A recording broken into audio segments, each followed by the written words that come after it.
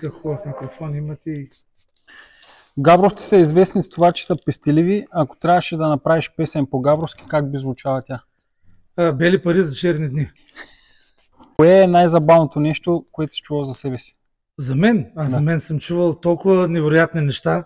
Най-забавното нещо е, че съм... най-забавното нещо. Обикновено чувам напоследък само обиди, да ти кажа честно. Не бе, забавни неща. Най-забавното нещо е сега го чух отвънка. Ела да се поцелуваме. Кое е най-глупавото нещо, което си чувал за себе си? Ти ме караш да си мисля, сигурно нещо вярно е било. Домът на културата в Габрово има свой собствен дух. Как ще го опишеш в един куплет и какъв ще е ритъмът, за да звучи в стил устата? Чакай, ти това ми зададе 4 въпроса в един. Първо, дома на културата има дух. Да, има страхотен дух. Това е най-красивата зала в България, в която аз съм бил. Имам предвид като чувство за един артист, който застава пред тази габровска публика въобще в такава зала.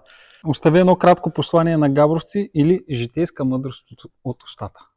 Значи устата няма житейски мъдрости, но Габрово аз винаги съм го свързвал с едно нещо. Това е хуморът и сатирът. Габровци са, може би, най-широко скорените хора, които аз познавам в България. Те обичат да се шегува човек с техния град, не се обиждат лесно, така че да помнят това, което пише и в Дома на хумора и сатирата. Нещо в момента го казвам от Дома на културата. Светът е оцелял, защото се е смял. Докато габровци се смеят, ще оцелеят.